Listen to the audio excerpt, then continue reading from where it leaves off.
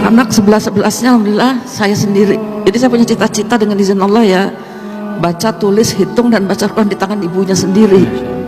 Ini saya buat dari anak pertama sampai anak nomor 11 sebelum meninggal juga sudah banyak hafalan surat-surat pendeknya di juz 30. Umur 4 tahun Allah panggil. 4 tahun Ya.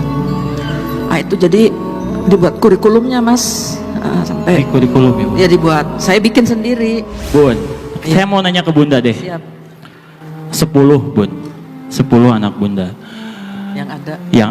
yang ada. Saya aja 3 Bun di rumah, kadang suka bingung ngurusnya bagaimana. Kasih tips dong Bun, 10 anak yang ada, semuanya hafiz Quran. Apa sih tips yang paling utama yang harus dilakukan oleh orang tua agar anak-anak bisa menjadi seperti itu? Itu Bun. Bismillahirrahmanirrahim. Rabbi shrah li sadri wa yassir li amri wahlul 'uqdatam min lisani yafqahu qawli. Pertama memang tips ya, praktis. Boleh Bun. Menyandarkan diri kita kepada Allah Subhanahu wa taala. Karena anak ini titipan. Jadi minta tolong sama Allah. Hari itu kok saya tiap tahun melahirkan. Jadi orang lihat saya itu kalau nggak gendong di dalam, gendong di luar. Anak yang paling dekat umurnya itu nomor 1, nomor 2, nama nomor 6 dengan nomor 7 dengan nomor 8. Nah alhamdulillah ke-4-4-nya sudah selesai 30 juz dan ya secara umum Allah beri karunia berprestasi. Yang kedua, memang harus kerjasama dengan suami, ini penting. Alhamdulillah ada bapak dan ibu di sini hadir. Tepuk tangan buat bapak-bapak utamanya. Tepuk tangan bapak-bapak. Karena pemimpin dalam keluarga itu adalah bapak. Ya. Istri pada dasarnya yang mengikuti visi bapak. Dan alhamdulillah suami saya klop, Allah kasih. Ya, dia sibuk dakwah, tahu-tahu dilihat sampai rumah anaknya udah pada pintar ngaji. Masya Allah. Udah bisa baca Quran, hafalannya sudah nambah. Begitu lihat saya hamil terus, jadi dia ambil anak yang paling gede untuk setoran hafalan sama bapak. Nah, saya sementara pegang adik-adiknya. Yang ketiga, memang ini tips juga ya, saya kira penting Bapak Ibu membuat peta kayak kurikulum lah gitu. Ada target-target, misalnya anak kita umur 6 tahun harus sudah selesai membaca Al-Quran dengan bacaan dan tajwid yang benar. Jadi dulu cita-cita saya sebenarnya bukan menjadikan anak-anak hafiz, tapi kepingin anak-anak jadi anak yang soleh. Insya Allah. Nah, soleh itu mencakup semuanya. Nah, Allah kasih ya kemudahan untuk menghafal Al-Quran. Ini juga sesuai insya Allah dengan perintah Allah dalam Al-Quran. Rabbi habli minas solihin.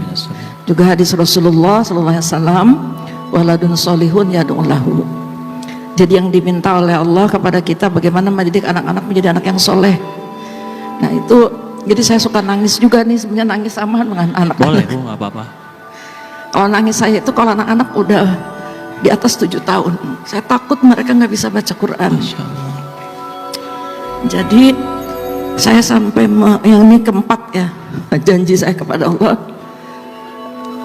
pokoknya gimana jangan sampai anak-anak bisa baca Quran di tangan orang lain. Anak-anak 11-11-nya alhamdulillah saya sendiri. Jadi saya punya cita-cita dengan izin Allah ya, baca, tulis, hitung dan baca Quran di tangan ibunya sendiri. Ini saya buat dari anak pertama sampai anak nomor 11 sebelum meninggal juga sudah banyak hafalan surat-surat pendeknya di juz 30. Umur 4 tahun Allah panggil. 4 tahun ya. Nah, itu jadi dibuat kurikulumnya Mas. Sampai di kurikulum ya Bu? Ya dibuat. Saya bikin sendiri. Tantangannya ada sih. Nah ini nggak sendirian ya, sama suami, sama keluarga besar. Tapi memang harus istiqomah. Istiqomah. Itu yang kelima, kita harus konsisten. Kenapa bisa konsisten? Saya kira ini juga hadiah dari Allah Subhanahu wa taala, hidayah. Dan tiba-tiba ada perasaan takut kalau saya tiba-tiba Allah panggil anak-anak saya belum bisa baca Quran. Karena Al-Quran itu penting sekali dalam kehidupan kita. Ya alhamdulillah kemudian Allah buka pintu-pintu lainnya. Saya kira ini insya Allah. Masya Allah. Boleh tepuk tangan sekali lagi, itu luar biasa. Saya kayak ngerasa ngobrol sama ibu saya sendiri, maaf ya Mas ya. Soalnya saya juga kalau ngobrol sama ibu kayak gini. Tapi memang tips-tips ini, wah super semua Kak Danu. Banget. Alhamdulillah. Bagaimana? Belum tentu bisa ngelakuinnya juga nih. Tapi tadi jadi motivasi juga buat saya di rumah nanti. Bang Ari juga gitu ya? Iya, Punya 3 aja Bang Ari ya? 3 betul. Tapi nggak sulung semua sih. Saya juga tadi bercanda kok. Bercanda. Jadi jadi keluarga itu ternyata memang bisa dijadikan sebuah tim.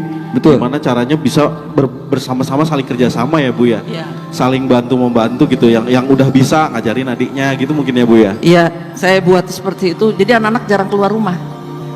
Saya bikin anak nomor 1 bertanggung jawab dengan anak yang nomor 9. Oh iya. Anak yang nomor 2 bertanggung jawab dengan anak yang nomor 10. Jadi tingkat kesulitan yang paling tinggi dipegang oleh anak yang paling besar. Masya Allah.